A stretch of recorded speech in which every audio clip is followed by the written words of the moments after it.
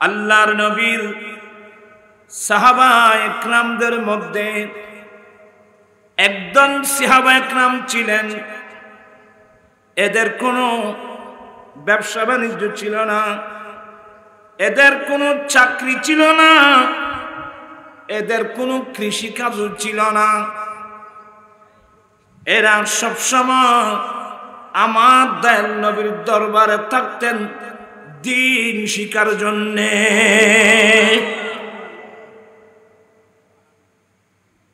একটু মেজাজটা ঠিক করে অল্প কিছু আলোচনা শুনবেন।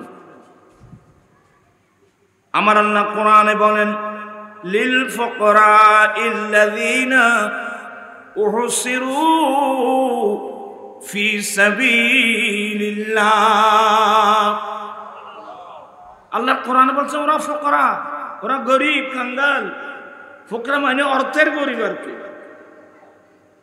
কিন্তু ওরা ওদের জীবন ওরা আত্মনিয়োগ দিয়েছেন দ্বীনের জন্য। কিসের জন্য? দ্বীনের জন্য। আমার ভাইরা, আসহাবে সুফফার মধ্যে প্রায় 400 সাহাবা ছিলেন, কিন্তু সবসময় প্রসিদ্ধ সাহাবা 70 জন সাহাবা ছিল। ওই 70 জন সাহাবার মধ্যে একজন সাহাবা হযরত সাইয়েদনা আবু দারদা রাদিয়াল্লাহু তাআলা। আবু দারদা রাদিয়াল্লাহু তাআলা আমার নবীর ইন্তেকালের পরে উনি সিদ্ধান্ত নিয়েছেন, আমি দামেস্কে চলে যাব। সিরিয়ার রাজধানী দামেস্কের জামে মসজিদে বসে বসে আমি মানুষকে আমার দয়াল নবীর হাদিস শোনাবো। আমার নবীর সাহাবা হযরত সাইয়েদনা আবু দারদা রাদিয়াল্লাহু তাআলা কোথায়? দামেস্ক, সিরিয়ার রাজধানী দামেস্কের জামে মসজিদে বসে বসে। তখন তো পৃথক মাদ্রাসা ছিল না, তখন মসজিদ যেটা মাদ্রাসা সেটা। সব কাজগুলো মুসলমানের মসজিদের মধ্যে হতো, বিচার আচার সবগুলো কোথায় হতো? মসজিদের মধ্যে হতো। আমার ভাইয়েরা, হযরত সাইয়েদনা আবু দারদা রাদিয়াল্লাহু তাআলা উনি দামেস্কের জামে মসজিদে গিয়ে আমার নবীর হাদিস শোনাচ্ছেন। নবীর প্রেমিক দিওয়ানা যারা আমার নবীকে দেখে নাই, নবীর পাগল, আমার নবীর দিওয়ানা, আমার দয়াল নবীর পাগল আছে না? কিয়ামত পর্যন্ত থাকবে, কিয়ামত পর্যন্ত। আমি এখানে আরেকটা আগে ভাগে আরেকটা হাদিস বলবো। আমি অনেক সময় আমাদের হায়াত তো এ কোরআন সুন্নাহ নিয়ে তো আমাদের জীবন। আমি এখনো গভীর রাত পর্যন্ত কিতাব পড়ে হাদিস পড়ি, ফেকা বলি, ফতোয়া বলি। 12 লাগে যে রুহানি গেছা।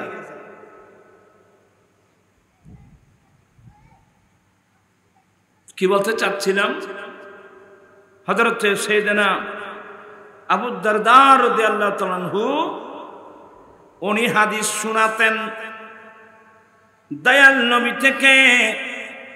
যে হাদিসগুলো শুনেছেন এগুলো কি করতেন? বয়ান করতেন। মানুষ নবীর প্রেমিক দিওয়ানা দলে দলে ওই মসজিদের মধ্যে আসতেন ভক্তি নিয়ে। হযরত আমার নবীর সাহাবা আবু দারদা রাদিয়াল্লাহু তাআলা জবান থেকে আমার দয়াল নবীর হাদিস শুনবো।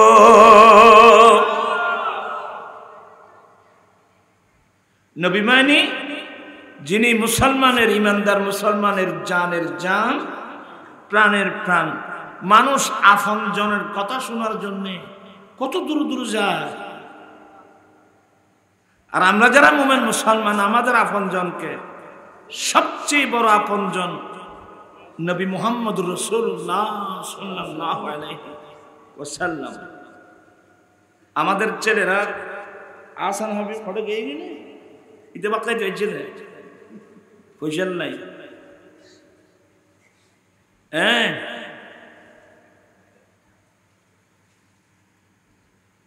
ওরা শের করে নাত করে দে, মদিনা আমার জান, মদিনা আমার প্রাণ, মদিনাতে আছে নামাজ।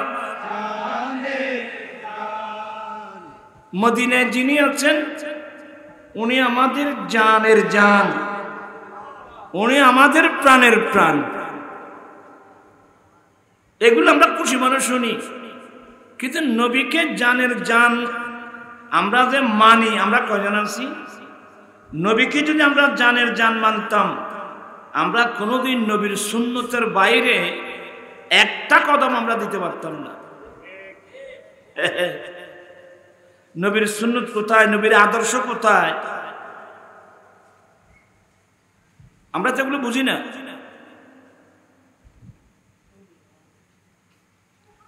গৌসে পাক রাদিয়াল্লাহু তাআলার জীবনে শুনবেন, গৌসে পাক বলছেন কি জানেন? ওয়া কুল্লু ওয়ালিন লাহু কদমু ওয়া ইন্নী আলা কদমিন নবী বদরিল কামালি। আসসালামু আম্বিয়া।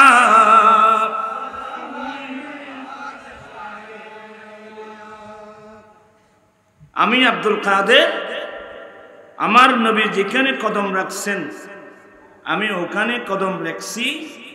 নবীর নকশ বা কদম, নবীর পিছনে পিছনে আমি চলছি, মানে নবীর সুন্নতের বাইরে আমি আব্দুল কাদের একটা কাজ করিনি। আমরা তো অনেক গৌসে পাকের ভক্ত, আমরা গৌসে পাকে সালাম দিই। বলি দিগের রাজা মহারাজ নামদের সালাম কালি আব্দুল কাদের জিলা।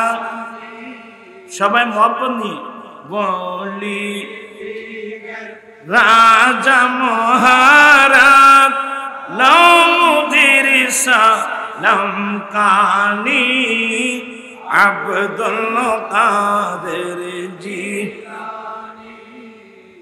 কৃপা করে রাখো মুদের লাত অগকুতুবে রব্বানি আব্দুল কাদের জিলানী।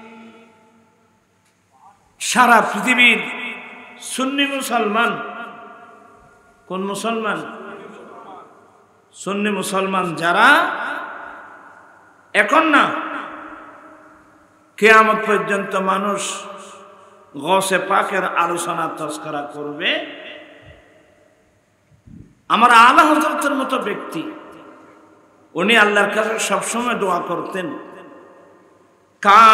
কাদেরি কর কাদেরি রাখ কাদেরিও মে উঠা।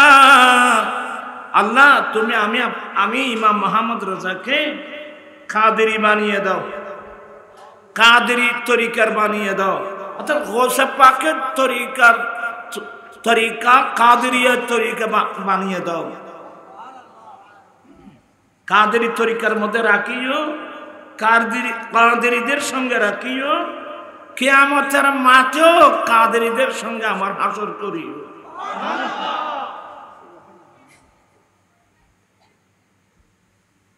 এখানে একটা ছোট আলোচনা আছে। গৌসে পাক কিন্তু আমাদের হানফি মাযহাবের না। আপনাদের দেমাগ ঠিক আছে এমনি?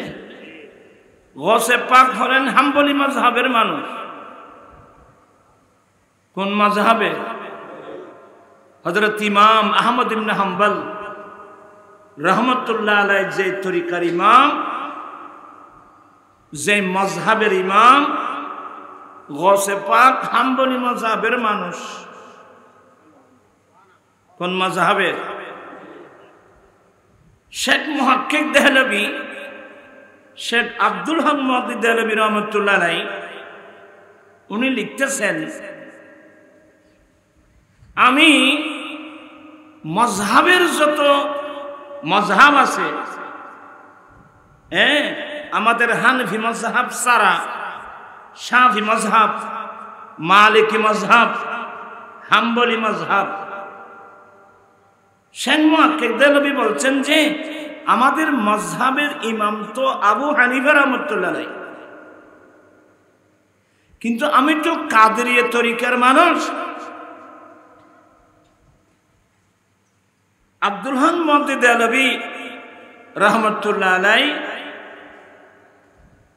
মক্কায়ে মুআজ্জামা থেকে ইলমে হাদিস পড়ানোর জন্য যখন উত্তর ভারতে আসছিলেন, উত্তর ভারতে, তখন তো ভারতের মধ্যে একটা মহাভারত ছিল। এখানে পাকিস্তান বাংলাদেশ কি হয়নি, বাক হয় নাই।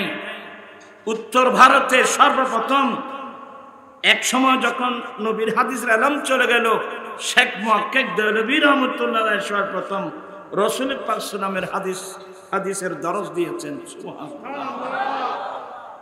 এক পর্যায়ে শেখ মুহাক্কিক দেহলভী রাহমাতুল্লাহ আলাইহি হযরত খাজা বাকি বিল্লাহ রাদিয়াল্লাহু তাআলা যার মাজার দিল্লিতে, উনার হাতে বায়াত গ্রহণ করেছিলেন। ইনি মুজাদ্দিদ আল-ফাসানি শেখ আহমদ সেরহিন্দি ফারুকী রাহমাতুল্লাহ আলাইহি পীর মুর্শিদ। তো শেখ মুহাক্কিক দেহলভী বলছেন যে যেহেতু আমি দেখলাম যে শাফি মাযহাব মালিকি মাযহাবের চেয়ে আমি হাম্বলি মাযহাবকে একটু প্রাধান্য একটু গ্রহণ করতেছি, এজন্যে যে আমার মাযহাবের ইমাম তো ইমাম আবু হানিফা রাহমাতুল্লাহ আলাইহি, যে ইমাম আবু হানিফা রাহমাতুল্লাহ আলাইহির সাথে হাম্বলি মাযহাবের সাথে গভীর একটা কি আছে, সম্পর্ক আছে। অন্যান্য মাযহাবের তুলনায় হাম্বলি মাযহাবের সাথে আমাদের হানিফি মাযহাবের ইখতিলাফ তেমন নেই, থাকলেও একেবারে অল্প। যাতে আমার মাযহাবের একদিক দিয়ে মাযহাবের ইমামের পায়রবি হবে, অপর দিক দিয়ে আমার তরিকারও ইমাম গৌসে পাকের পায়রবি হবে। তো এখানে অনেক অনেক কিছু আলোচনা আছে, এগুলো আপনারা বুঝবেন না, এগুলো মাদ্রাসার জিনিস।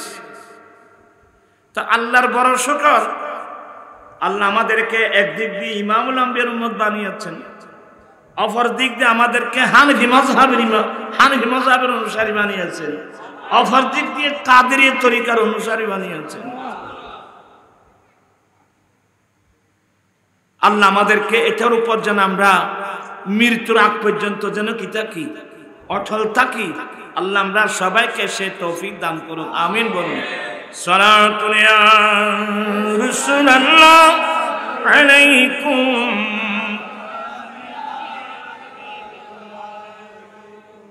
আমি ব্যাপক আলোচনা করলে আপনাদের ব্রেন কভার করবে না, সংক্ষিপ্ত বলতে চাচ্ছিলাম।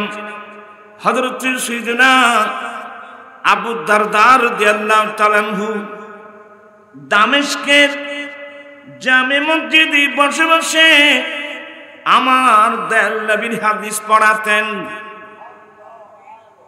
তখন দিন দিন ওনার ক্লাসের মধ্যে ছাত্র বেড়ে যাচ্ছে, নবীর প্রেমিক বেড়ে যাচ্ছে।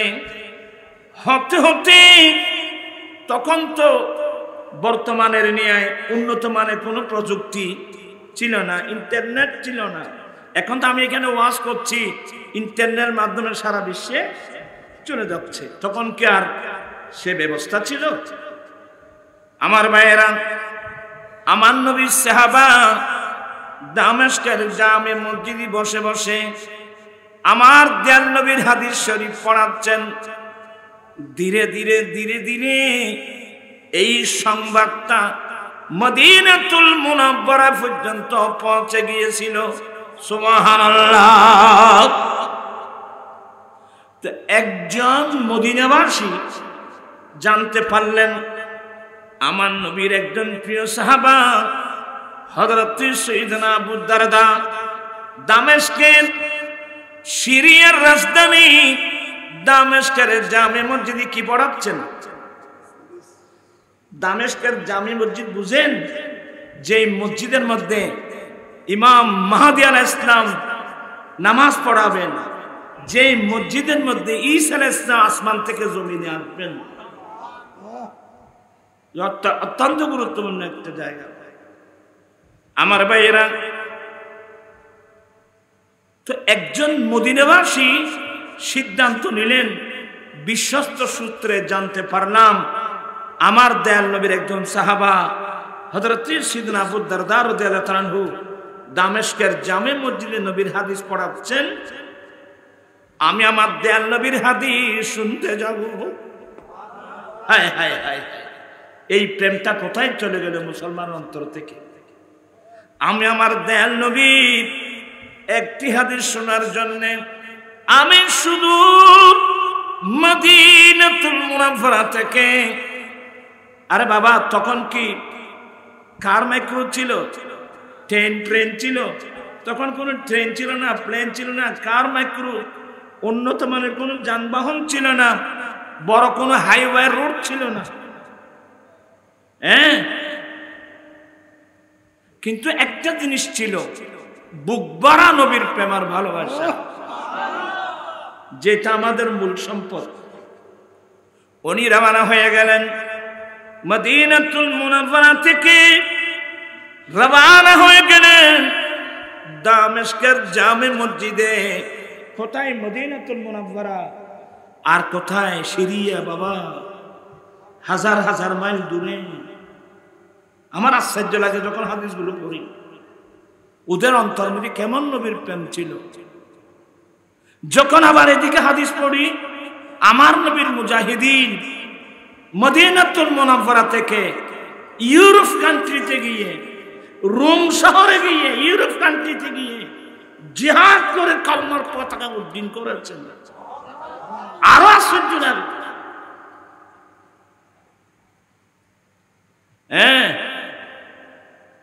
আজকে রোম শহরের নামে আল্লাহর কোরআনের মধ্যে একটা সূরা আছে, সূরাতুর রুম। হ্যাঁ, ইতালির রাজধানী রোম শহর, এগুলো ইউরোপ কান্ট্রি। সাহাবায়ে কেরামের কোরবানি। আর আমাদের এখানেও আজকে যে আমরা মুসলমান বলছি, এখানেও ইসলাম কিভাবে আসলো ওই খবর তো আমার নাই। এটা তো প্রায় মগ রাজ্য ছিল, মানুষ কদিন মগর মুলুক পাই না। হযরত শাহে জালাল রহমতুল্লাহ আলাই নেতৃত্বে ৩৬০ জন ওলির একটা দল ইয়েমেন থেকে,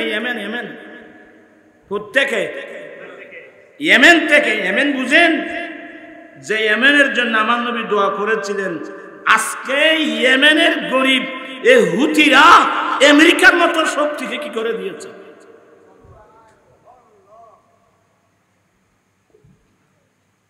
আমার রাসূল দোয়া করেছেন, আল্লাহুম্মা বারিক লানা ফি ইয়ামানিনা, আল্লাহুম্মা বারিক লানা ফি শামিনা।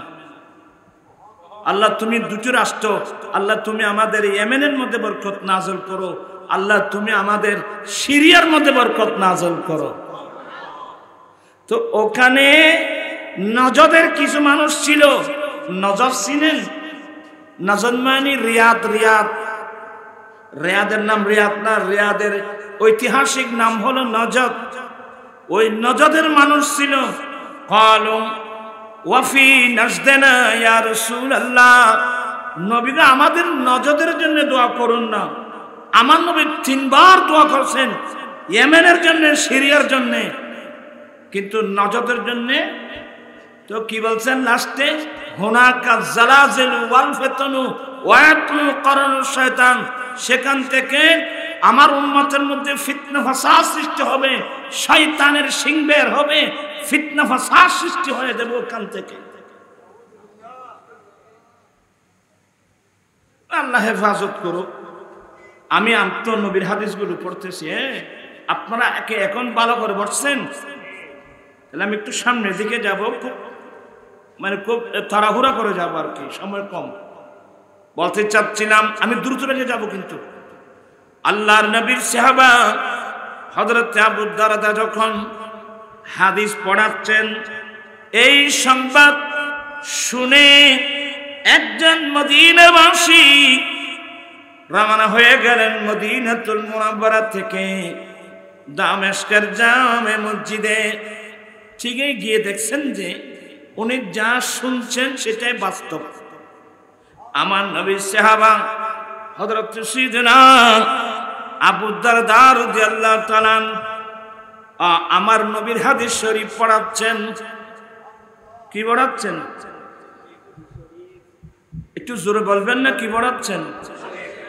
হাদিস শরীফ পড়াচ্ছেন।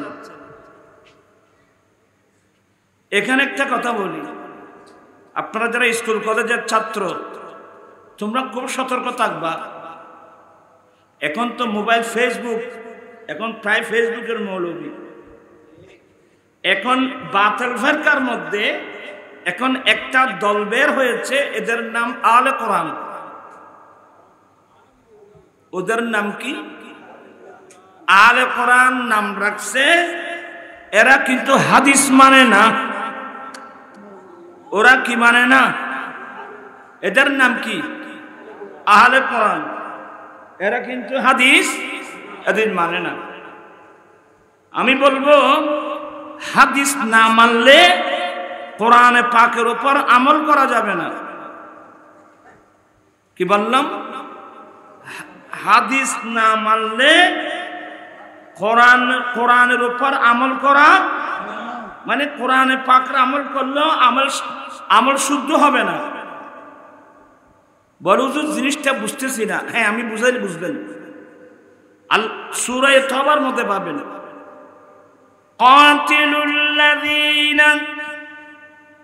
কাতিলুল্লাযীনা লা ইউমিনুনা বিল্লাহি ওয়ালা বিল ইয়াউমিল আখির ওয়ালা ইউহাররিমুনা মা হাররামাল্লাহু ওয়া রাসূলুহু। এটা তোমরা সূরাতুত তাওবার মধ্যে এই আয়াতটা পাবে। আল্লাহর নির্দেশ হলো, যতক্ষণ পর্যন্ত মানুষ আল্লাহর উপর ঈমান আনবে না, সবার মনোযোগ আছে, যতক্ষণ পর্যন্ত যারা আল্লাহর উপর কি আনবে না, আল্লাহর উপর ঈমান আনবে না, আখিরাতকে বিশ্বাস করবে না, আখিরাতের উপর ঈমান আনবে না, আল্লাহ এবং আল্লাহর রাসূল যেগুলো হারাম করছে এগুলোকে হারাম মানবে না, ততক্ষণ পর্যন্ত তোমরা তাদের সাথে যুদ্ধ করো। কথাটা বুঝে আসছে? অর্থাৎ যারা আল্লাহর উপর ঈমান আনবে না এবং আখিরাতের উপর ঈমান আনবে না, ওয়ালা ইউহাররিমুনা মা হাররামাল্লাহু ওয়া রাসূলুহু, আল্লাহ এবং আল্লাহর রাসূল যেটা হারাম করছে এটাকে হারাম মানবে না, ততক্ষণ পর্যন্ত তোমরা তাদের সাথে কি করো? যুদ্ধ করো। এই নির্দেশটা কার বাবা? আল্লাহর। আমি কোত্থেকে বললাম? কোরআন থেকে। তাইলে আল্লাহ নির্দেশ দিয়েছেন যে আল্লাহ এবং আল্লাহর রাসূল যেটা কি করবেন? হারাম করবেন। শুধু আল্লাহ হারাম না, আল্লাহ যেটা হারাম করবেন এটা তো হারাম মানতেই হবে, পাশাপাশি আল্লাহর রাসূল যেটা হারাম করছেন এটাকেও আপনাকে হারাম মানতে হবে। এই জন্য বলছেন ওয়ালা ইউহাররিমুন মা হাররামাল্লাহু ওয়া রাসূলুহু। তো আল্লাহ যেটা হারাম করছে এটা তো কোরআন শরীফে আছে, এবং রাসূল যেটা হারাম করছে এটা কি কোরআন শরীফে থাকবে না হাদিসে থাকবে? তাহলে বোঝা গেল নবীর হাদিস না মানলে আল্লাহর আয়াতের উপর আমল করা যাবে না। কি আপনাদের বুঝাচ্ছে? এটা একটু আমি একেবারে সহজ ভাষায় বুঝে দিচ্ছি, একেবারে সহজ ভাষায়। আপনি যদি তো বলো হুজুর নবী কি হারাম করতে পারে? কোন জিনিস নবী হারাম করার ক্ষমতা আছে? এবার ক্ষণ হইলিবে বাদি নবুজি কথা নকইল নবী হারাম গণ্য পাইলি আল্লাহ কইল কেন ওয়ালা ইউহাররিমুনা মা হারামাল্লাহু ওয়া রাসূলুহু। ওরা যতক্ষণ আল্লাহ এবং আল্লাহর রাসূল যেটা হারাম করছে, তাহলে বোঝা গেল শুধু আল্লাহ হারাম করছেন এটা তো ঠিক আছে, আল্লাহর রাসূলও হারাম করতে পারে কিনা? তো না পারলে আল্লাহ কোরআন শরীফে বললেন করতে কি? আমাদের দেশে কিছু হুজুর আছে ওই ফেসবুকের হুজুর আর কি, বুঝছেন, যে শরীয়তের ব্যাপারে নবীর কাছে কোনো ক্ষমতা নাই, কোন হালাল করার হারাম করার কোনো ক্ষমতা নাই। নাউজুবিল্লাহ বলবেন না। আসলে এগুলো বললে আমার দেরি হয়ে যাবে, আপনাদের একটু কষ্ট হবে। তা আল্লাহ নিজেই বলছেন যে মা হারামাল্লাহু ওয়া রাসূলুহু, যেটা আল্লাহ হারাম করেছেন আল্লাহ রাসূল হারাম করেছেন। তাহলে বোঝা গেল আল্লাহ তো হারাম করবেন, এটার উপর তো কারো দ্বন্দ্ব নাই, কিন্তু আল্লাহর রাসূলও কি করতে পারে? হারাম করতে পারে।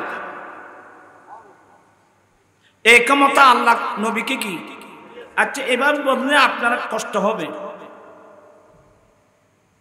আহকাম দুই প্রকার, শরীয়তের বিধিবিধান কয় প্রকার? আহকামে তাকওয়িনি, আহকামে তাশরীঈ। এগুলো কষ্ট হচ্ছে, আমি ডাইরেক্ট বলে দিচ্ছি, যেটার উপর ডাইরেক্ট, যে আহকামের উপর ডাইরেক্ট আল্লাহ কোরআন নাযিল করেছেন এটা আহকামে তাকওয়িনি, আর যে আহকামের উপর আল্লাহ কোরআন নাযিল করেন নাই ওই সাবজেক্ট আমি আরেক সময় আসলে সূরা সাদ থেকে আল্লাহ সুলাইমান আলাইহিস সালাম কি কি দিয়েছিলেন এবং এই বিষয়ে কার কি অভিমত ইনশাআল্লাহ আমি অন্য সময় বলবো। আমার নবী হারাম করতে পারে না পারে না? হালাল করতে পারে? আচ্ছা আমি কয়েকটা হাদিস বলি তাড়াতাড়ি, একটু সাবধান, এদিক যেদিক যাচ্ছে আমি কি করব? আমি ছেলেদেরকে একটু ঠিক করতে হবে, তোমরা ছেলেরা এগুলো মাথায় রাখিও তো কাজে আসবে। এশার নামাজ পড়ছেন? ওই জান্নামাতিয়া আবে ভিতরে বিয়াগুনে সাবধান, যারা পড়ো নেই নামাজ কাজা করবা না, এই মাহফিল থেকে গিয়ে নামাজটা আদায় করে নিবে, এটা ফরজ। কিন্তু মাহফিল এটা ফরজ না, নামাজ কিন্তু কি? নামাজ কিন্তু ফরজ। আমার ভাইয়েরা, এশার নামাজ আপনারা কয়টা বাজে পড়ছেন?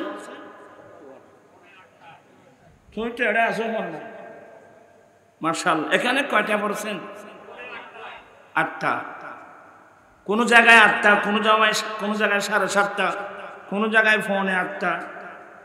এই যে 7টা, 7:30, 7:45, 9টা, 10টা আমরা যে এশার নামাজ পড়ি, আমি যদি দুনিয়ার আলেমদেরকে এক জায়গায় করি, এটা কোন কিতাবে লেখা আছে? কেউ বলতে পারবে না, আমিও বলতে পারবো না।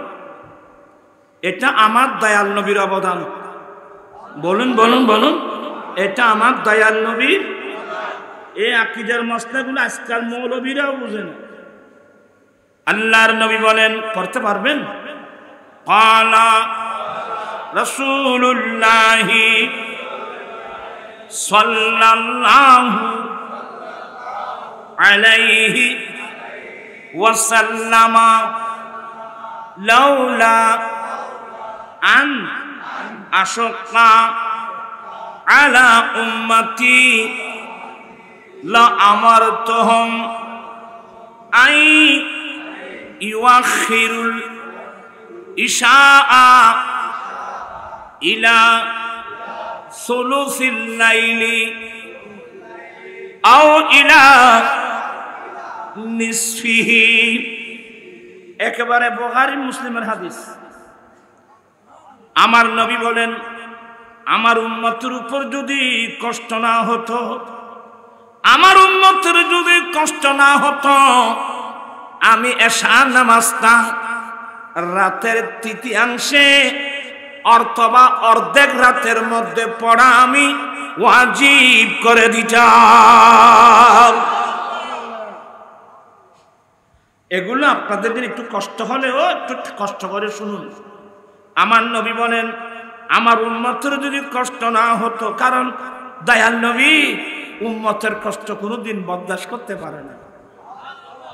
আমার নবী বলেন আমার উম্মতের যদি কষ্ট না হতো, আমি এশা নামাজটা রাতের তৃতীয়াংশ, 3 ভাগের 1 ভাগ রাতের তৃতীয়াংশে পড়া অথবা একেবারে অর্ধেক রাতের মধ্যে পড়া আমি নবী ওয়াজিব করে দিতাম। এটা আমি ওয়াজিব করি নাই, কারণ আমার উম্মতের কি হবে? কি বুঝলেন? উম্মতের উপর কোন একটা জিনিস ওয়াজিব করা, উম্মতের উপর থেকে ওয়াজিব উঠাই নেওয়ার পূর্ণ ক্ষমতা আল্লাহ আমার দয়াল নবীকে দান করেছেন। সুবহানাল্লাহ। কি বুঝে আসছে না? আর আসিওতে ভরো না, এনে মাদ্রাসা দুঃখ দেখেন বাদি ক্বালা রাসূলুল্লাহ সাল্লাল্লাহু আলাইহি ওয়াসাল্লাম লাউলা আন আশকা আলা উম্মতি লা আমারতুহুম বিসিওয়াকি ইনদা কুল্লি সালাতিন। আমার দয়াল নবী বলেন আমার উম্মতের উপর যদি কষ্ট না হতো, আমি রাসূল প্রত্যেক নামাজের মধ্যে মিসওয়াক করা ওয়াজিব করে দিতাম। সবার মনোযোগ আছে না? আমার নবী বলেন আমার উম্মতের উপর যদি কষ্ট না হতো, আমি প্রত্যেক নামাজের মধ্যে মিসওয়াক করা কি করে দিতাম? ওয়াজিব করে দিতাম। আমি এটা ওয়াজিব করি নাই, আমার উম্মতের কি হবে? কষ্ট হবে। কথাগুলো বুঝতেছেন? এই হাদিসের 2 ব্যাখ্যা। প্রত্যেক নামাজে নবী বলছেন ইনদা কুল্লি সালাতিন, আমাদের হানফি মাযহাব অনুযায়ী ইনদা কুল্লি ওযুইস সালাত, প্রত্যেক নামাজের ওযু করার সময়। এটা ব্যাখ্যা আমাদের হানফি মাযহাবে। মালিকি মাযহাবে এরা মিসওয়াক এই ফকরের রাখে, যখন একামত দেয় এনে ফকরের তো মিসওয়াক বলে কুড়ু কুড়ু কুড়ু কুড়ু মিসওয়াক করে ফকরে রাখি আল্লাহু আকবার। কিন্তু আমাদের মাযহাবের মধ্যে যে নামাজ মানে প্রত্যেক নামাজের ওযু করার সময়, কি করার সময় একটু মনোযোগ সহকারে শুনবেন। তো আমি নবী প্রত্যেক নামাজের ওযু করার সময় মিসওয়াক করা কি করি নাই? ওয়াজিব করি নাই, কারণ আমার উম্মতের কি হবে? এজন্যে আবার তার মানে কি মিসওয়াক একেবারে ফেলে দিলাম? আয় এটা তোয়ালি মিসওয়াক ফালাইব না, খজনত্ব পাইবে। আমরা কত বড় অবহেলিত মানুষ দেখেন। আমরা বাজার থেকে ওই কি হয় যে ব্রাশ, আমাদের ব্রাশ কেনার পয়সা আছে, মিসওয়াক কিনার কি নেই। হুজুর ব্রাশ করলে হবে না? হ্যাঁ হবে, কিন্তু বাবু ওই যে গাছ দিয়ে মিসওয়াক করা হয়, যেমন জৈতুন গাছ, যেমন নিম গাছ, ওই গাছের মধ্যে যে গুণাবলী আছে এগুলো কি তোমার এখানে আছে? অতএব আমার নবীর সুন্নতকে গুরুত্ব দিবা। তোমার ব্রাশ করলেও মিসওয়াক একটা রাখবা, আর মিসওয়াক কিনতে 20 টাকা 30 টাকা লাগবে না, 5 টাকা 10 টাকা দিলেও কি পাওয়া যায়। কিন্তু আমরা অবহেলিত মানুষ। আমার ভাইয়েরা, আমার দয়াল নবী যেদিন দুনিয়া থেকে ইন্তেকাল করবেন, তোমার মাইক্রো আওয়াজ ডিস্টার্ব করবেন ওরা বল বাদে, আমি বয়স্ক মানুষ, কারণ তোরা দৃষ্টি এমন করিস মাইক্রো বানা করিস চালাই নাই দোয়া করছুন সুন্দর সাহেব বিয়ে করতে পারবি তোরা তুই নগনি বুঝিনি আল্লাহুম্মা সাল্লি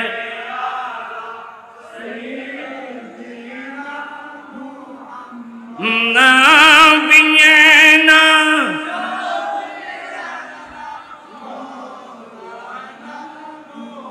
বাম জঙ্গলাত বাঘ হরিণে চিনিল দয়াল নবী হরে মানব হয়ে চিনিলি নারী দুঃখ রইল তে আল্লাহুম্মা সাইয়্যিদি বস আগামীকাল হলে আগামীকাল দিয়ে একটা মিশন নিবে তো খন খন রেখে নিবে আর তুলে আল্লাহ আধা গরম করে মাই চাইনি তোমারা কিনতে জানো এটা বেশি দাম না বাবা হাত নামাও তুই তো তাইলে আরবো কিনে আরবোর দিবি রে মিসওয়াক অনেক বড় আমাদের হানফি মাযহাবের চিফ জাস্টিস মোল্লা আলী কারি লিখতেছেন যে মেরকাতুল মাফাতি শরহে মিশকাতুল মাসাবি মিশকাতের মধ্যে একটা চ্যাপ্টার আছে কিতাবুস সিওয়াক মিসওয়াকের একটা চ্যাপ্টার আছে ওই চ্যাপ্টারের ব্যাখ্যা লিখতেছেন মোল্লা আলী কারি মিসওয়াক সহকারী উযু বানিয়ে এক রাকাত নামাজ পড়া মিসওয়াক ছাড়া উযু বানিয়ে 70 রাকাত নামাজ পড়ার চেয়ে মিসওয়াক সহ উযু বানিয়ে এক রাকাত পড়া উত্তম মিসওয়াকের অনেক গুরুত্ব বাবা এক যুদ্ধের মধ্যে কাফেররা পালিয়ে গিয়েছিল এই মুসলমানরা ফজরের মধ্যে মিসওয়াক করার জন্য ইতার হতে খিরি তারা ফজরের মধ্যে এইগুলি দাঁতের এইগুলি তেজার কা আল্লাহ না করতে আর মারিয়ার খাই বুঝে না সব দেখুন তাই আসলে আমার দয়াল নবীর সুন্নতের অনেক গুরুত্ব আছে বাবা আমার নবী যেদিন দুনিয়া থেকে ইন্তেকাল করবেন আমার নবী ফজরের জামাতে মসজিদে যান নাই সাহাবায়ে কিরাম আমার নবীর জন্য অপেক্ষা করতে করতে যখন ওয়াক্ত একেবারে লাস্ট তাড়াতাড়ি সিদ্দিক আকবর নামাজ পড়াচ্ছিলেন সাহাবায়ে কিরাম নবীর পিছনে ইক্তেদা করে নামাজ আদায় করছিলেন ওই দিনের ঘটনা আমার নবী আহা আমার নবীর অন্তর সবচেয়ে আমি আমার অনুপস্থিতিতে আমার আবু বকর নামাজ পড়াচ্ছেন সবাই আবু বকর সিদ্দিকের উপর ইক্তেদা করে নামাজ আদায় করছেন আমি একটু এই দৃশ্যটা একটু দেখে যাই আমি নবী এক দৃশ্যটা একটু দেখে যাই আমার নবী কষ্ট করে হুজরা শরীফের দরওয়াজায় আসলেন কারণ আমার নবীর হুজরা মসজিদে নববী শরীফের সাথে অ্যাটাচ বুঝছেন আমার নবী পর্দা দুদিকে সরাই দিয়ে নূরানি চেহারাটা মসজিদে নববী শরীফের ভিতর দিতে দেরি ওরা কিভাবে বুঝতে পারলো কারণ আমার নবীর চেহারায় পাক থেকে আমার নবীর একটা নূর যখন নূর বের হলো গোটা মসজিদ ঝিল মিলিয়ে উঠলো ওরা বুঝতে পারছে আমার রাসূল আসতেছেন সিদ্দিক আকবর নামাজের নিয়ত নিয়ে কেরাত বন্ধ করে নবীর দিকে ফিরে গেলেন কিবলা থেকে ফিরে গেছে কিবলা থেকে এই হাদিস বুখারী মুসলিমে আসে কিনা হুজুর দেখা একটু জিজ্ঞাসা করেন না তাহলে কি হবে ওরা তো বুঝে না এগুলো সিদ্দিক আকবর নামাজ পড়া হাত বাঁধা অবস্থায় কেরাত বন্ধ করে কোন দিকে ফিরে গেছে নবীর দিকে কাবার দিকে করতে কি আমার নবীর দিকে মানে যেহেতু মদিনা শরীফ থেকে কিবলা সোজা দক্ষিণে আমার সিদ্দিক আকবর বাম দিকে নবীর দিকে ফিরে গেলেন ওই কিবলা থেকে ফিরে গেলেন শুধু সিদ্দিক আকবর নয় যারা ওদিন নামাজ পড়ছিলেন সাহাবায়ে কিরাম যারা মসজিদে নবী শরীফে ছিল এরা সবাই হাত বাঁধা অবস্থায় নবীর দিকে ফিরে গেলেন কোন দিকে নামাজ নষ্ট হয়ে আছে শিরিক হলো আমাদের দেশে এক বড় বড় হুজুর আছে, ইসলাম তারাই বেশি ব্যবহার করে, মানে তারাই বুঝাতে চায় ইসলাম থাকলে আমাদের মধ্যে আছে। এদের মুরব্বীরা কি লেখছে জানেন? নামাজে নবীর খেয়াল দিয়ে আসা গরু গাধার খেয়ালের চেয়ে নিকৃষ্ট। দলিল শুনবেন, একটা নাস্তিকদের যুক্তি, কোরআন হাদিস না। আমাদের এমন এমন হুজুর আছে কোরআন হাদিস বাদ দিয়ে ওই নাস্তিকদের মতো যুক্তি নিয়ে চলে। আল্লাহ জিব্বে কেটে ফেলবে, মনে রাখবেন। তো এদের যুক্তি হলো, আপনারাও শুনেন না, বলে আমার নবী তোর সম্মানের পাত্র।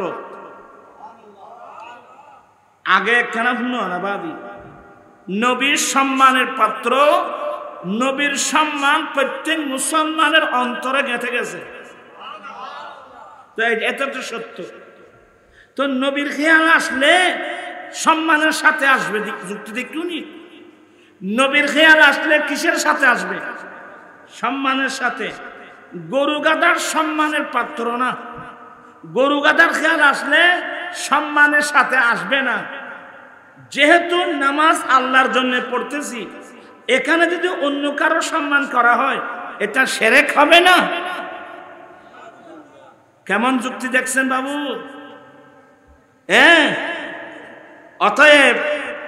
অতএব নামাজে নবীর খেয়াল দিয়ে আসা গরু গাধার খেয়ালের চেয়ে আরো নিকৃষ্ট। এটা মূল ফারসি ভাষায় লেখছে, আবার উর্দু ভাষায় ওরা অনুবাদ করছে। इसी जैसे और बुजुर्गों की खा जनाबे रिसालते माँ भी हो, अपनी हिम्मत को लगा देना अपनी बैल और गधे की सूरत में मुस्तगरक होने से बुरा है। নামাজের সময় নামাজ ভিতরে ফির বুজুর্গের খেয়াল, এমনকি রাসূল পাক ইসলামের খেয়াল দেন আশা, নবীর দিকে খেয়াল দেওয়া গরু গাধার আকৃতির মধ্যে ডুবে থাকার চেয়ে আরো নিকৃষ্ট। প্রাণ প্রিয় ভাইরা, যে নবী আপনার জানের জান, আমার জানের জান, সেই নবীর খেয়াল দেন কে দে? এরা গরু গাধার খেয়াল সে নিকৃষ্ট বললো, ওদের মুরব্বীরা লিখলো, এরা একেবারে চুপচাপ নীরব ভূমিকা পালন করছে, ইমান থাকবে? আপনার কথা আমি এটা এর জন্য দেখাই দিলাম। এই যে সিদ্দিক আকবর, নবীর খলিফা সিদ্দিক আকবর, নবী মসজিদে আসে নাই, উনি ইমামতি করছেন, সিদ্দিক আকবর ইমামতি করছেন, সাহাবায়ে কেরাম সিদ্দিক আকবরের পিছনে নামাজ পড়তেছেন। তো সিদ্দিক আকবর কেরাত বন্ধ করে নবীর দিকে ফিরে গেলেন, সাহাবায়ে কেরামও নবীর দিকে কি ফিরে গেলেন। সমস্যা হয়েছে, কারণ ওই দিন তো নবী ইন্তেকাল করবেন। এগুলোর দ্বারা যদি সমস্যা হতো, এটা তো আমার নবী বলে দিতেন, কিরে কিরে তোমরা আল্লাহর জন্য নামাজ পড়তেছো, তুমি আমার দিকে কেন ফিরছো, বা তোমার নামাজ নষ্ট হয়েছে, আমার নবী বলতো না? বলতেন কিনা? কিন্তু নবী সেটা বলছেন। আরে সাহাবায়ে কেরামের অবস্থা দেখে ফাতাবাসসামা রাসূলুল্লাহ সাল্লাল্লাহু আলাইহি ওয়াসাল্লাম, আমার নবী মুস্কি হেসে দিলেন, মুস্কি হেসে দিলেন, আমার নবী মুস্কি হেসে দিলেন। সাহাবায়ে কেরাম কেরাত বন্ধ, কাবলা ওইটা থেকে ওইদিকে ফিরে গেছে। তো এই যে এতক্ষণ যাবৎ সাহাবায়ে কেরাম নবীর দিকে চেয়েছিলেন, নবীর মুস্কি হাসি দেখলেন, কেরাত বন্ধ। এই নবীর এই সম্মানের দ্বারা নামাজের কোন সমস্যা হয়েছে? হলে তো নবী বলে দিতেন। কিছুক্ষণ পর আমার নবী কি দিলেন? পর্দা টেনে দিলেন, ইশারা দিলেন, তোমরা নামাজ সেরে নাও। কি মানি? এতক্ষণ কেরাত বন্ধ করে আবু বকর সিদ্দিক আমার দিকে দেখেছে, তোমরা আমার দিকে চেয়েছিলা, এগুলো সব নামাজের অন্তর্ভুক্ত।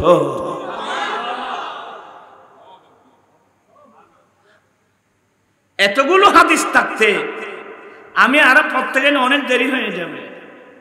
আমি এর জন্য বারবার বলছি, ইসলামী দল আমরা সবাই চাই, সবাই ঐক্যের প্রয়োজন আছে, কিন্তু আমি বারবার বলছি যে অনৈক্যের কারণগুলো চিহ্নিত করুন। এক হয়ে যাও, এক হয়ে যাও বলে এক হয় না। দিবাগ হলো কেন? একতলাপ হলো কেন? নিশ্চয় এখানে কোনো কারণ আছে। কারণগুলো, যৌক্তিক কারণগুলো চিহ্নিত করুন। কোরআন সুন্নাহ দিয়ে ফয়সালা করুন, সবাই একটা প্ল্যাটফর্মে আসুন। এই দ্বন্দ্বের মধ্যে একটা দ্বন্দ্ব এটা যে এদের মুরব্বীরা লেখছে যে নামাজে নবীর ধ্যান ধারণা আসা গরু গাদার ধ্যান হচ্ছে নিকৃষ্ট, এটা নবীর শানে চরম বেয়াদবি, এটা আল্লাহর কোরআন বিরোধী, এটা আমার নবীর হাদিস বিরোধী। আল্লাহ হেদায়েত নসিব করুক। আমি আলেমদেরকে বারবার বলছি, আপনারা এগুলো চিহ্নিত করুন। কেন দ্বন্দ্ব হলো, ইখতিলাফ কেন হলো, দ্বন্দ্ব কেন হলো? আবার এগুলো আমাদের মুরব্বীরা বলতেন, আপনারা রেগে যান, আপনাদের মুরব্বীরা নবীর শানে বেয়াদবি করলো, এটার উপর আপনার রাগ আসলো না। আমাদের গাজী শের বাংলা ধরে দিলেন, আলা হযরত ধরে দিলেন, আল্লামা হাশিমি, ওলামায়ে আহলে সুন্নাহ আজমুন আপনাদেরকে বলে দিচ্ছেন, এটার জন্য আপনারা রেগে গেলেন। তা আপনি কি আপনাদের মুরব্বীদেরকে বেশি ভালোবাসেন না নবীকে বেশি ভালোবাসেন? আমরা জানেন যে আমার নবীকে কি আমরা বেশি ভালোবাসি। এই লজিকগুলো স্কুলের ছাত্র, কলেজের ছাত্র, ইউনিভার্সিটির ছাত্র যারা আছেন, আমি তোমাদেরকে খুব মায়া করি, সবাইকে ডাকি, তুমি যে লাইনের হোক, কেউ কমে লাইনে, কেউ জমার লাইনে, ওই লাইনে, আরে লাইন আমাদের ছিল একটা, আমরা আহলে সুন্নাত ওয়াল জামাতের মানুষ, তোমাদের পূর্বপুরুষ সবাই আহলে সুন্নাত ওয়াল জামাতের মানুষ।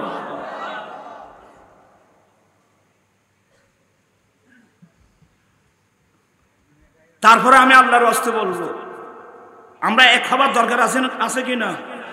আজকে মুসলমানের অনৈক্যের কারণে সুযোগ নিয়ে আজকে ইসরায়েল ফিলিস্তিনের উপর এভাবে আক্রমণ করতেছে। এতগুলো মুসলমানের চোখের সামনে কিভাবে এতগুলো ফিলিস্তিনি মুসলমানদেরকে মারতে পারে? এগুলো আমাদের অনৈক্যের সুযোগ নিয়েছে না? আজকে সবাই এক হয়ে যাক, আরে ওরা তো ফালাবার জায়গাও হবে না। সৌদি আরবের মধ্যে তাদের ঘাঁটি, কাতারের মধ্যে তাদের ঘাঁটি, বাহরাইনের মধ্যে তাদের ঘাঁটি, কাতারের মধ্যে তাদের ঘাঁটি, জর্দানের মধ্যে তাদের ঘাঁটি, তুরস্কের মধ্যে হয়তো তাদের ঘাঁটি।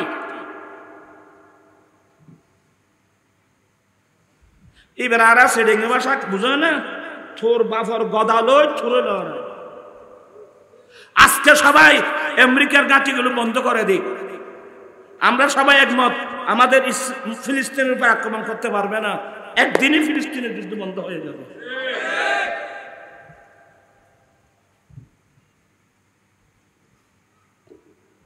চোখের পানি আসে বাবা, বুঝাবো কাকে গুলো? শুধু একে অপরকে দোষারোপ করে, আর অনৈক্যের কারণগুলো তো চিহ্নিত করবেন বাবা। আজকে হিন্দু, বৌদ্ধ, খ্রিস্টান, জুম্মা, চাকমা এক টেবিলে বসে তাদের বিষয়ে তারা পরামর্শ করতে পারছে, আমরা এক টেবিলে যেতে পারছি না। এই দেখি, আচ্ছা আপনারা আমাদের ত্রুটিগুলো আপনারা ধরে দেন, আপনাদের ত্রুটিগুলো আমরা নোট করবো, ওয়েলকাম। এক জায়গায় বসি আমরা, কোরআন হাদিস আছে কিনা, কোরআন শরীফ আছে, হাদিস শরীফ আছে, এগুলো ফয়সালা করবে। আর এটা যদি আমরা ফয়সালা করতে না পারি, তোর রাষ্ট্র ক্ষমতায় গেলে বিরাট বিরাট সমস্যাগুলো আপনি সমাধান করবেন কিভাবে? আপনারা বিরক্ত হচ্ছেন, আমি দেখতে পাচ্ছি। আমাদের এক সরকার ছিল, প্রধানমন্ত্রী চলে গেল, এখন আসছে অন্তর্বর্তীকালীন সরকার। হ্যাঁ, ডক্টর মোহাম্মদ ইউনূস সাহেব উনি বর্তমান বাংলাদেশের অন্তর্বর্তীকালীন সরকারের কি প্রধান উপদেষ্টা। যাই হোক, অনেক মন্তব্য আছে ওনার সম্পর্কে, তবে আমি একটা জিনিস জানি, সবাই জানে যে জাতিসংঘের মধ্যে ওনার একটা গুরুত্ব আছে। কথা বলছেন না কেন? আন্তর্জাতিক লবিন অনেক ভালো, কি বলেন? এই যে আমাদের বাংলাদেশের অনেক ছেলেরা যারা আন্দোলন করলো, আরব আমিরাতের মধ্যে আন্দোলন করলে জেলে গেল, উনি একটা ফোনে একদিন দুদিনের মধ্যে ওদেরকে যাবজ্জীবন কারাদণ্ড প্রাপ্ত এদেরকে মুক্ত করে আনতে পারছেন, কারণ নিশ্চয় তার ওনার আন্তর্জাতিক কি আছে, তাদের লবিং আছে, ভালো আছে। আমি ওনাকে কয়েক মাহফিলও বলছি, এই বিগত তিস্তা নদীর ফানি, তিস্তা নদীর বাঁধ খুলে দেওয়ার কারণে, ফারকা বাঁধ খুলে দেওয়ার কারণে বাংলাদেশের মধ্যে পানি ঢুকে এই ফেনী ওয়াগায়েরা একেবারে ডুবে অনেক মানুষ মারা গেল, অনেক ক্ষতি, এখনো অনেক জায়গায় পানির মধ্যে ডুবা। তাহলে বোঝা গেল ভারত কিন্তু আমাদের প্রতিবেশী, আমরা তাদের প্রতিবেশী। তাহলে এই যে অমীমাংসিত যে বিষয়গুলো আছে, অনেক বছর ধরে সরকার আসে সরকার যায়, এই অমীমাংসিত বিষয়গুলো মীমাংসা করা হয় না। কিন্তু এইবার উনি যে আসছেন অন্তর্বর্তীকালে, এটা নির্বাচিত সরকার না। আপনি যে একটা দায়িত্ব পেয়েছেন অন্তর্বর্তীকালীন সরকারের, আপনি মেধাবী ইচ্ছা করলে চাইলে ভারতের সাথে আমাদের যে অমীমাংসিত বিষয় এগুলো চাইলে আপনি অত্যন্ত বিচক্ষণতার সাথে এটা আপনি চাইলে সমাধান করতে পারেন। ভারতের সাথে আমাদের যে দূরত্বটা কমায় আনা দরকার আছে, কারণ ভারত আমাদের কি, আমাদের একেবারে প্রতিবেশী। ওখানে অনেক হসপিটাল, ভালো ভালো উন্নত মানের হসপিটাল আছে, যেখানে চিকিৎসার জন্য আমাদের বাংলাদেশ থেকে ডেলি হাজার হাজার নারী পুরুষ চিকিৎসার জন্য যায়। আর সহজ হলো যেটা আমাদের প্রতিবেশী, আমাদের বর্ডার পার হয়ে বাইরেও যাওয়া যায়, অল্প খরচে যাওয়া যায়। হ্যাঁ, আমাদের অনেক মানুষ আছে যারা পয়সা খরচ করে সিঙ্গাপুরে গিয়ে চিকিৎসা করে, বা আদার অন্য জায়গায় গিয়ে কি করে চিকিৎসা করে। তো সিঙ্গাপুরে গিয়ে চিকিৎসা করতে পারবে এমন সবাই কি পারবে? সবাইকে এত বড় বড় পয়সাওয়ালা? আজকে এ সরকারের, এটা সরকার পরিবর্তন হওয়ার কারণে আমাদের সাথে একটা দূরত্ব সৃষ্টি হয়ে গেল, যার কারণে এখন ভিসা দিচ্ছে না, অনেকে ভিসা পাচ্ছে না, কষ্টের মধ্যে আছে। আমি আমাদের প্রধান উপদেষ্টা মহোদয়ের দৃষ্টি আকর্ষণ করছি, এটা একটু সমাধান করে যাতে একটা দূরত্বটা কি আনা হোক, দূরত্বটা কমিয়ে আনা হোক। কারণ আমাদের সাথে অনেক সম্পর্ক, যেটা আমাদের প্রতিবেশী। আপনাকে কথা বুঝতেছেন? আর আমরা আহলে সুন্নাত ওয়াল জামাতের মানুষ, আমরা আউলিয়া ইকরামের ভক্ত। খাজা গরিব নওয়াজের মাজার কোথায়? কথা বলছে না কেন? আজমি শরীফে মুজাদ্দিদ আলফে সানি শেখ আহমদ সেরখেন্দি রহমতুল্লাহ মাজার কোথায়? হযরত নিজামউদ্দিন আউলিয়া রহমতুল্লাহ সহ হাজার হাজার আউলিয়া ইকরামের মাজারাত কোথায়? এমনকি আমরা আলা হযরতের মস্তক, আলা হযরতের মানুষ, আলা হযরতের দরবারে যেতে হয়। ওখানে মঞ্জুর ইসলাম যে মাদ্রাসা সুন্নি আদারা, পাশাপাশি ওখানে জামিয়াতুর রাদা আলা হযরতের নামে ইন্টারন্যাশনাল মানের মাদ্রাসা আমার পীর মুর্শিদ হুজুর কেবলা তাজুস শরিয়া আখতার রাজা আল আজহারি রহমতুল্লাহ আলাইহি এই বড় বড় জামিয়া করেছেন।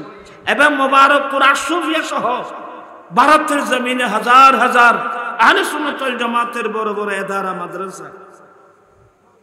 আপনার কথা বুঝতেছেন? শুধু আমরা আহলে সুন্নাত ওয়াল জামাতের না, এমনকি যারা কওমি লাইনের আছে এদেরও মেন কাঠি হলো কোথায়? দেওবন্দ কোথায়?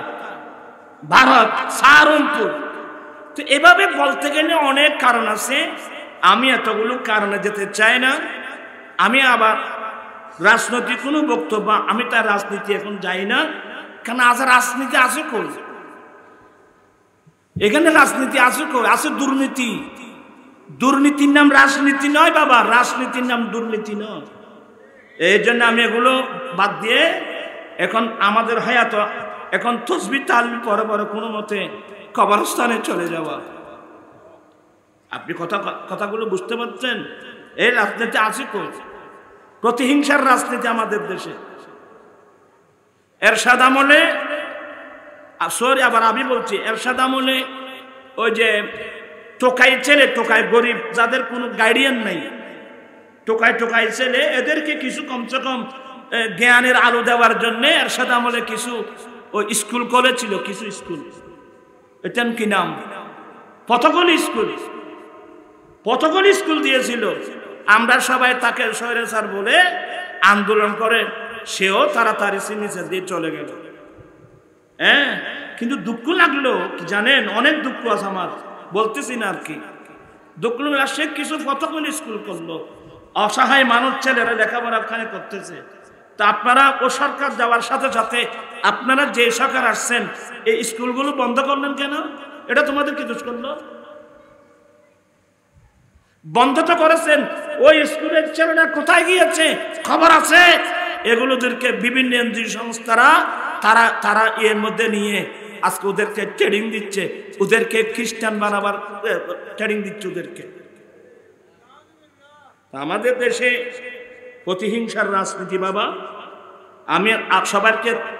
আমি সবাইকে অনুরোধ জানাচ্ছি, যে যে দল করেন এই দেশের জনগণ নিয়ে নিজের স্বার্থের জন্যে, নিজের গদির জন্যে, নিজের কুরসির জন্যে, নিজের স্বার্থের জন্যে এই দেশের কোটি কোটি মানুষকে নিয়ে আপনারা খেলবেন না, মানুষের জানমাল নিয়ে খেলাধুলা করবেন না।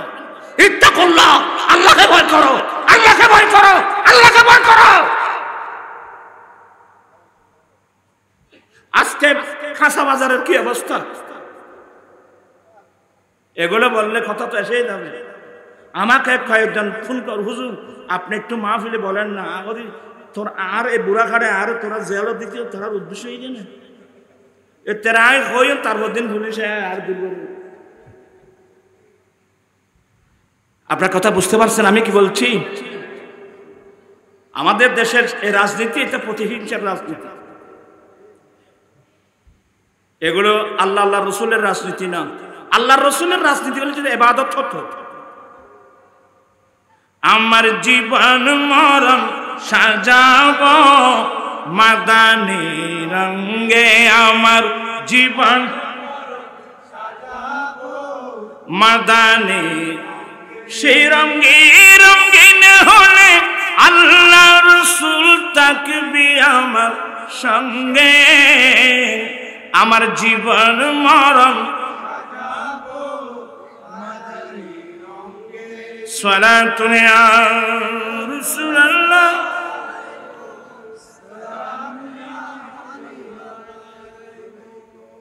আমি আর এদিক সেদিক যাচ্ছি না।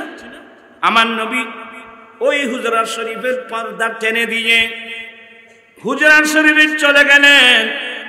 মায়েশার ফুল মুবারকে আমাদের আম্মি জান মায়েশা রাদিয়াল্লাহু তাআলা আনহা ফুল মুবারকে আমার নবী মাথা মুবারক রাখলেন। এই সময় আমাদের আম্মি জান মায়েশা সিদ্দিকার আফন ভাই আব্দুর রহমান ইবনে আবি বকর রাদিয়াল্লাহু তাআলা আনহু, ওনার হাতে একটা মিসওয়াক ছিল। উনি এগুলো মিসওয়াক করতে করতে আমার নবীকে একটু দেখতে আসলেন বোনের ঘরে। যখন আব্দুর রহমান ইবনে আবু বকর রাদিয়াল্লাহু তাআলা ওনার হাতে যখন মিসওয়াক দেখলেন, আমার দয়াল নবী ইশারা দিলেন। মা আয়েশা এমন চালাক মহিলা, আমার নবীর ইঙ্গিত বুঝতেন, আমার নবীর ইশারা বুঝতেন। অনেক জ্ঞানী ছিল আমাদের আম্মি জান, এমন মার কোথায় পাবেন? আমার নবীর ইশারা বুঝতেন, ইঙ্গিত বুঝতেন। নবী গো আপনি মিসওয়াক চাচ্ছেন? আমার নবী সমর্থন দিলেন। ওই যে আব্দুর রহমান ইবনে আবি বকর রাদিয়াল্লাহু তাআলা হাতে কি ছিল? মিসওয়াক।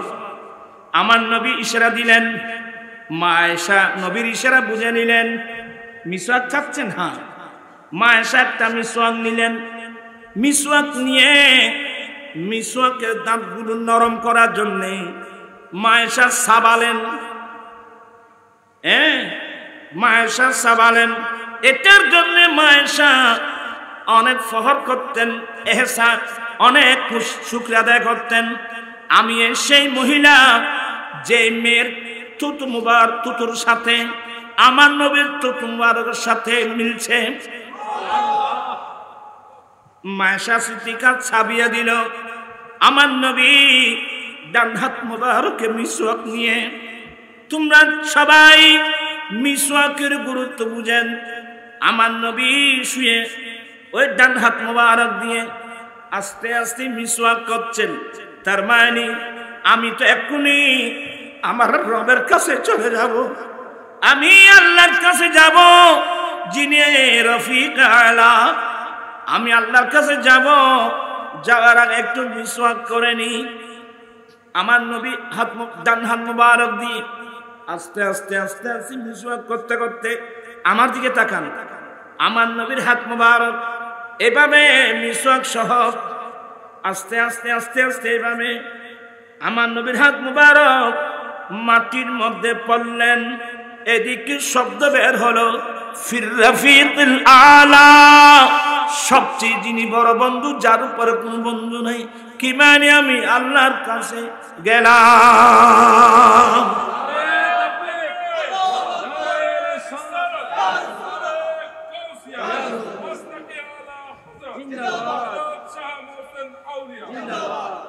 ফির রফিকুল আলা, রফিক আলা মানে যার উপর আর কোনো বন্ধু নাই। আমি আল্লাহর কাছে গেলাম, আমার মালিক, আমার আল্লাহর কাছে আমি গেলাম। কি করলেন?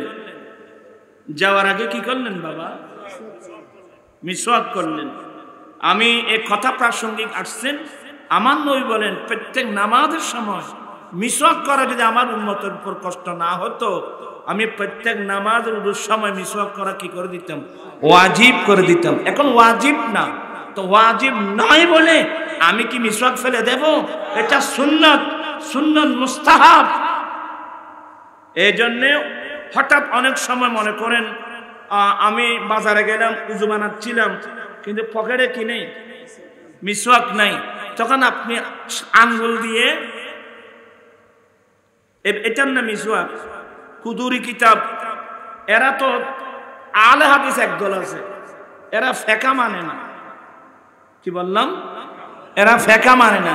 তো ওদের কাজে ওদেরকে ওদিকে রেখে দাও, আমরা আমাদের কাজ করি। কুদুরি কিতাবের মধ্যে আমাদের বিখ্যাত একটা কিতাব, কেউ সারা আঙ্গুল দিয়ে এইভাবে মিসওয়াক করলে একই যথেষ্ট, মিসওয়াক আদায় হয়ে যাবে। সুবহানাল্লাহ। কিন্তু এরপরেও আমি আগেই বলছিলাম, আপনারা ব্রাশ করছেন, হ্যাঁ পরিষ্কার হবে, ঠিকই আছে, কিন্তু ওই আমার নবীর যে গাছ দিয়ে মিসওয়াক দিয়েছেন, এটার মধ্যে যে গুণ আছে, এই গুণটা তো ব্রাশের মধ্যেও পাওয়া যাবে না, আমার আঙ্গুলের মধ্যেও পাওয়া যাবে না। তাহলে সবচেয়ে উত্তম হলো ওই জৈতুন গাছ বা নিম গাছ, এই গাছ, এ ধরনের গাছ দিয়ে মিসওয়াক করা। আপনার কি বিরক্ত হয়ে গেলেন? আমি আসলে শব্দের আলোচনাতে একটু লম্বা হয়ে গেল, আমি কি করবো? সলাতুল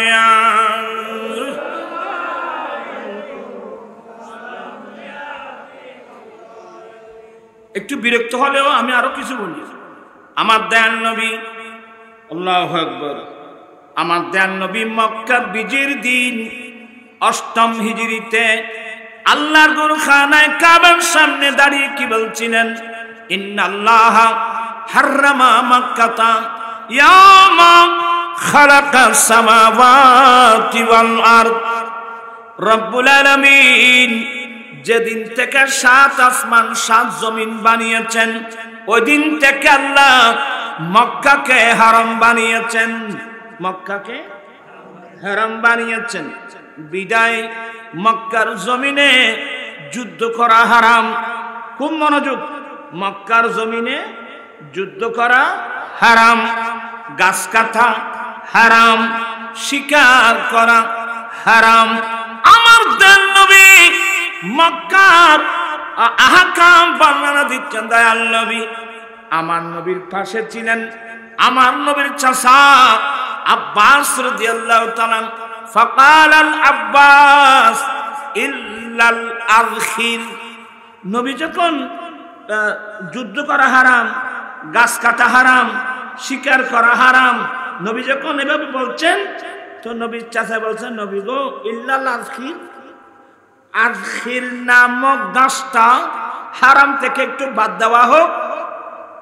তাহলে উনি জানে যে কোন একটা জিনিস রাখা, কোন একটা জিনিস বাদ দেওয়া, এই পূর্ণ ক্ষমতা আল্লাহ আমার নবীকে দিয়েছেন। তোমরা ছেলেরা এগুলো একটু খুব মনোযোগ, আমি আগে বললাম আজকে একটু কষ্ট হবে আপনাদের। আব্বাস রাদিয়াল্লাহু তাআলা বললেন ইল্লাল আযখির। আমি কোন সময় ইসখার বলছিলাম, এটা তালাফুজ শুদ্ধ না, এটা শুদ্ধ। ইল্লাল আযখির, নবী গো আখির নামক মাস এটা একটু বাদ দেওয়া হোক। তাহলে আব্বাস রাদিয়াল্লাহু তাআলা জানে যে আমার নবী চাইলে বাদ দিতে পারবে, এই ক্ষমতা আল্লাহ আমার নবীকে দিয়েছেন। আমার নবী বলেন ইল্লাল আখির, হ্যাঁ হ্যাঁ আখির নামক মাসটা কাটতে পারবে। অপর হাদিসের মধ্যে আছে নবী গো আখির নামক মাসটা একটু বাদ দেওয়া হোক, নাজআলুহা ফি কুবুরিনা ওয়া বুয়ুতিনা। আখির নামক যে গাছ আছে এই গাছটা আমরা কবরস্থানে এটা আমরা কবরে ব্যবহার করি, এই গাছটা আমরা ঘরের মধ্যে ব্যবহার করি। এটা এই ঘাসটা কাটা যদি হারাম করা হয়, আগামীতে আমরা কিভাবে কবরে লাগাবো, কিভাবে ঘরের ছাদে লাগাবো? নবী গো আখির নামক গাছটা কি দেওয়া হোক, বাদ দেওয়া হোক। আমার নবী সাথে সাথে বলে দিলেন ইল্লাল আখির। তাহলে নবীর কাছে ক্ষমতা আছে তো। मुनव्वर मेरी आंखों को मेरे शम्सो दोहा कर दे। তোরা তো বেগুন গুনতেছে তাই করে আদে আর কষ্টর বাদে তোরা এরা ওরা শেয়ার গিলে আসামে চলে যেতে পারবেন। আপনারা শেয়ারগুলো নিয়ে আমার সামনে চলে আসতে পারবেন? এ দূর তাইলে ওয়াজ করতে মনে হয় না। এই ঠিক আছে ফরা মুনव्वर मेरी आंखों को मेरे शम्सों। এ মরা হুদুম কেন ভাইলাম ভাই কোথা আছে বেচারি শ্বাস গায়ে গেলি ভাই। হ্যাঁ কেন কষ্ট দিই মাই আজকে কত আজকে কি কথা খিল্ড করে শুনতে পারি। আপনার পড়েন मुनव्वर मेरी आंखों को मेरे शम्सो दोहा कर। তোমরা ছেলেরা পড়তে পারো না? আমি তো বয়স্ক মানুষ, একটু পড়ো। मुनव्वर मेरी आंखों को मेरे शम्सो दोहा कर दे, गमों की धूप में वो साया जुल्फे दुता कर दे, जहां पानी अता कर दे बड़ी जन्नत हिबा कर दे। नबी मुख्तार कुल है जिसको जो चाहे अता कर दे। नबी मुख्तार कुल है जिसको चाहे अता कर दे। मुनव्वर मेरी आंखों को मेरे খিল্লে শুধু বাপ মহঙ্গা করতে আর মুখে মুখে ফরিন না পারো তার ফরিবে তো তাই তেমন বয়স্ক হইলাম আর আনোয়ারের মানুষ শুনলি বল ইন ফরিন পারবেন বল লজ্জা করবি। मुनव्वर मेरी आंखों को मेरे शम्सो। ও শরম লাগবে না হইতে হইতে বসে গিয়ে একটু কষ্ট করুন। मुनव्वर मेरी आंखों को मेरे शम्सो गमों की धूप में वो साया जुल्फे दुता कर दे। सलातुल या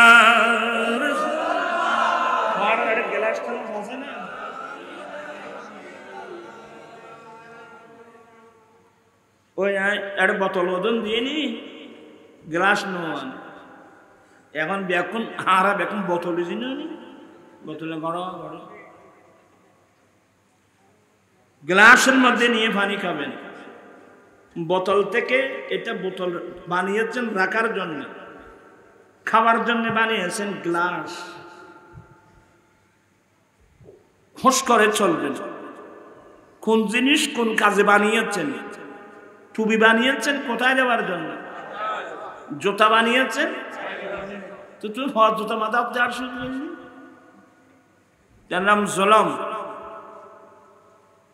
গ্লাসে ঢেলে পানি খাবেন অথবা কাফের মধ্যে নিয়ে পানি খাবেন। ওরা কোনো বিরক্ত হল না। আর হাসানা যাচ্ছে না বাদ খাবে, এবার তো বাদ খাত বলে উঠুন তাড়াতাড়ি চলে আসতে হোক না। আয়ের কইগুলি তো আর আয় কেন মজা করে দিয়ে রেখে সালাতুন ইয়া রাসূলুল্লাহ আলাইকুম।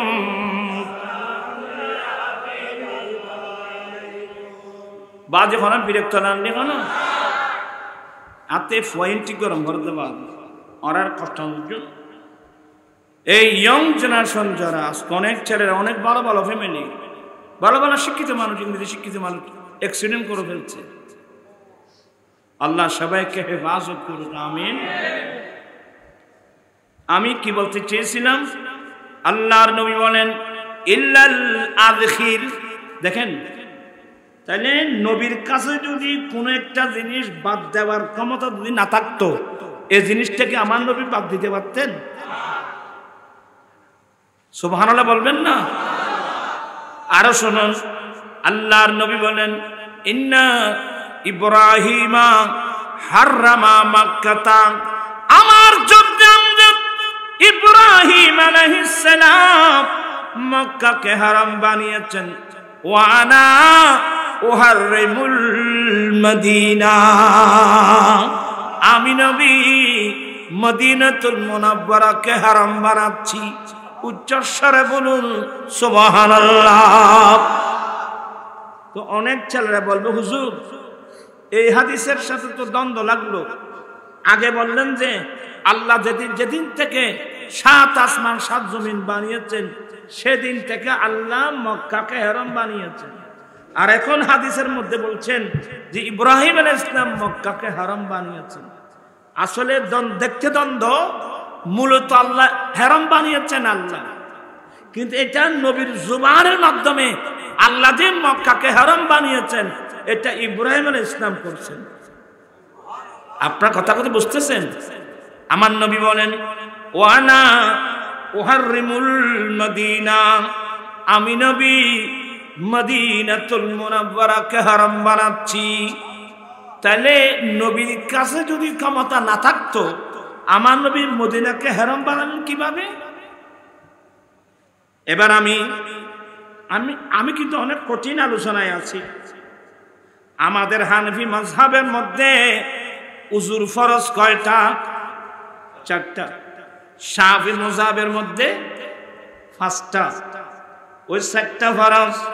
শাফি মাযহাবের মধ্যে নিয়ত করাও ফরজ, কিন্তু আমাদের হানিফ মাযহাবের ইমাম আবু হানিফা রাহমাতুল্লাহ আলাইহি বলেন না না, উজুর মধ্যে ফরজ 7টা, নিয়ত করা এটা ফরজ নয়, নিয়ত করা ওয়াজিব। নিয়ত করা কি কষ্ট না? তো আসলে কষ্টর জিনিস। নিয়ত করা ওয়াজিব। আমার ভাইয়েরা, বিতিরের নামাজ ওয়াজিব, বিতিরের নামাজ ওয়াজিব, নিয়ত করা ওয়াজিব। ছেলেরা তোমরা নোট করো, আজকে যারা ইমাম আজম আবু হানিফার দুর্নাম করো, আল্লাহ ইমাম আজম আবু হানিফা রাহমাতুল্লাহ আলাইহি কত বড় বিচক্ষণতা দিয়েছেন।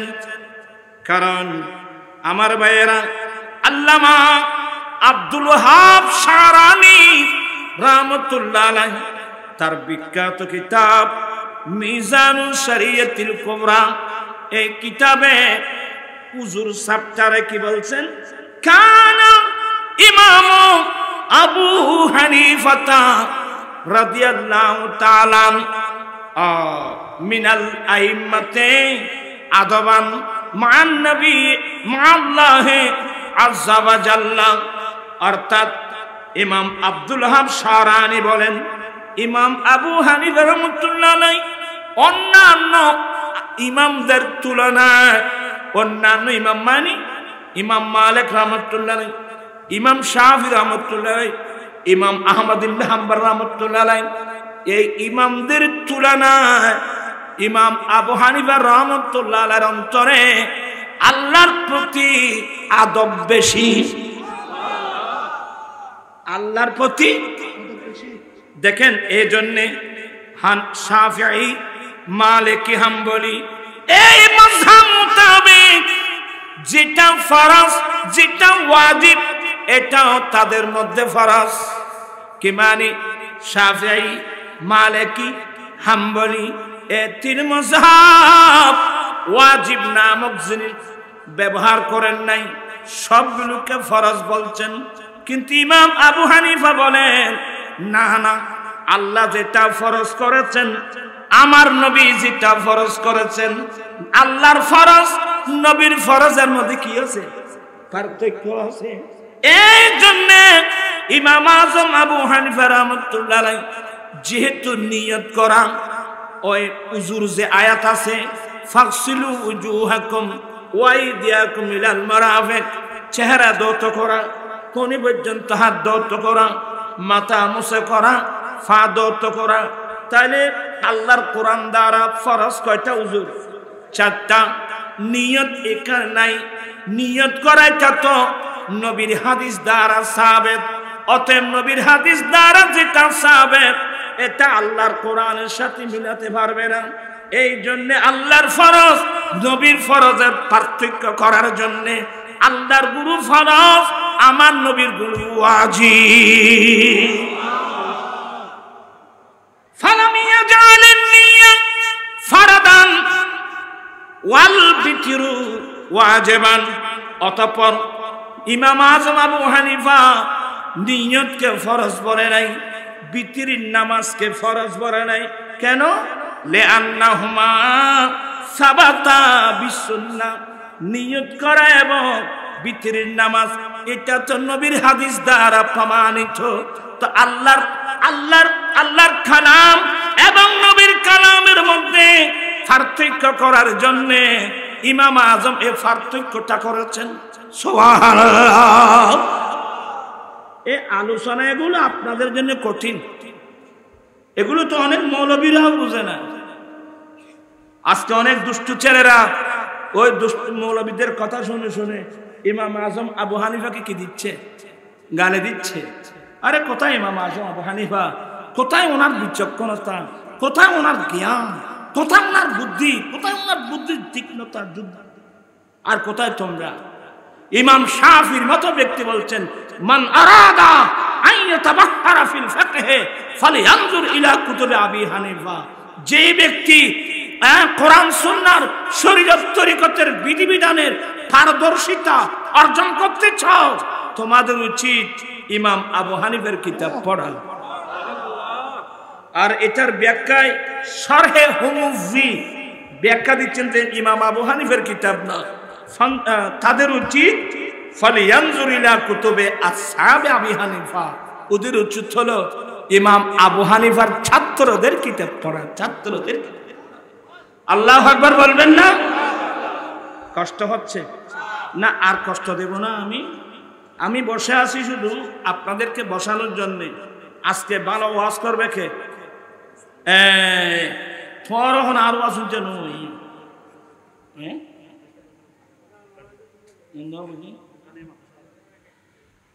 আর কত হইম ভাই হচ্ছি না আরো আল্লাহুম্মা সাল্লি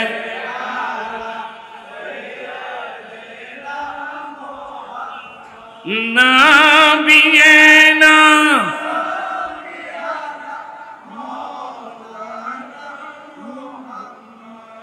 আমি আরো একটা কিছু ধারণা দিই। একজন মহিলা আমার নবীর কাছে আসলেন, নবী গো, সুবহানাল্লাহ বলেন আগে, ইয়া রাসূলুল্লাহ, আপনারা কেউ আইব ধরবেন না। উনি নবী সাহাবা মহিলা। ইয়া রাসূলুল্লাহ, ইয়া হাবিবাল্লাহ, আমি আমার নফসটা আপনার উপর হেবা করলাম।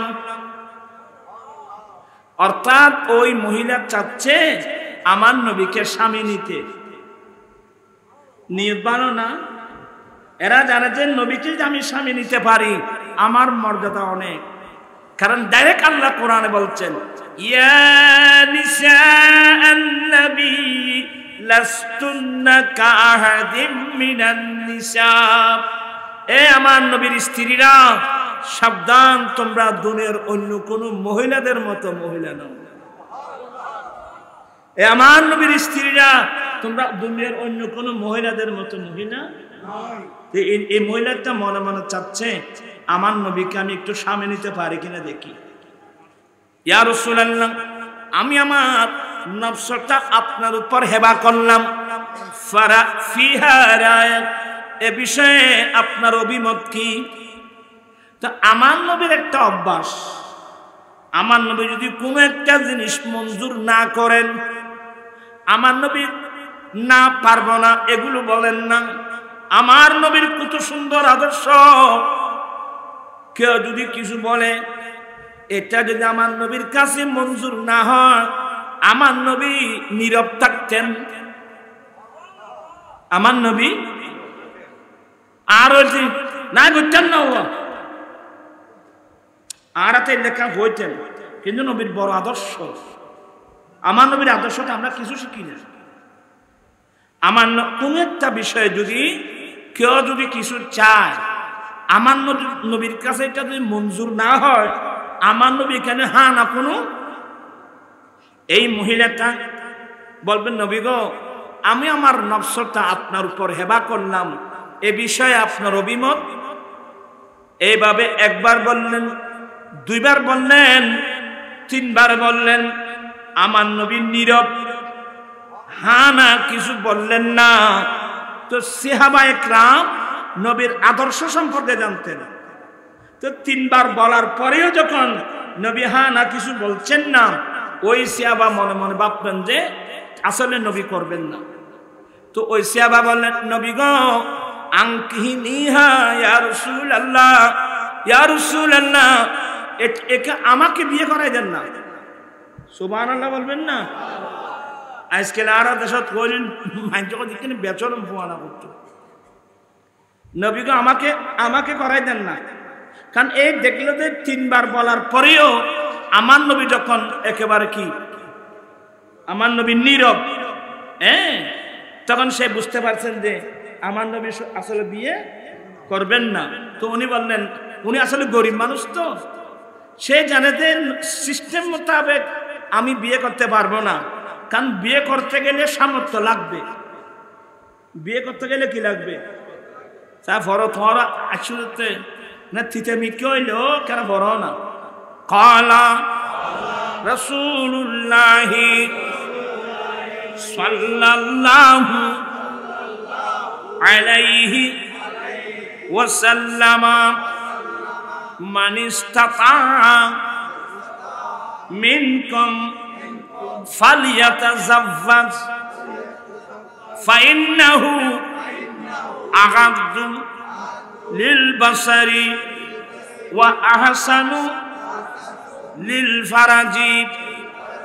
আমার নবী বলেন, উম্মত, তোমরা যাদের সামর্থ্য হয়েছে, তোমরা যাদের সামর্থ্য হয়েছে, সামর্থ্য মানে স্ত্রীর মোহর দেওয়া, দ্বিতীয় নম্বর স্ত্রীকে রাখার জন্য ঘর দেওয়া, তৃতীয় নম্বর পোশাক দেওয়া, চতুর্থ নম্বর খোরাকি দেওয়া, বিল মারুফ, একেবারে উন্নত মানের না, একেবারে নিম্নমানের না, মধ্যম পন্থা।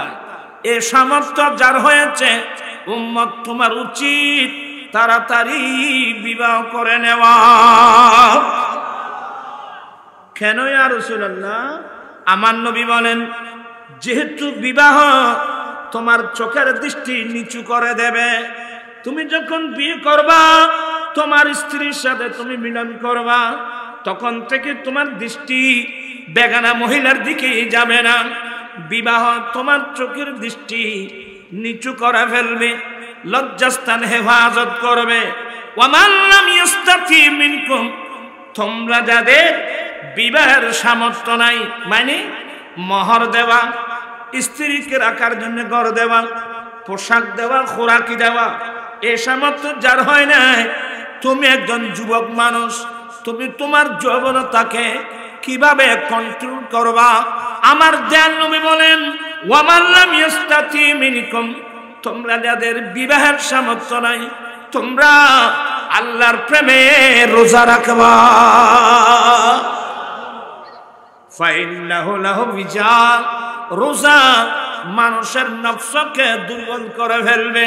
তুমি অ্যাক্সিডেন্ট থেকে নিজেকে রক্ষা করতে পারবা। সুবহানাল্লাহ। তাহলে কি বুঝলাম?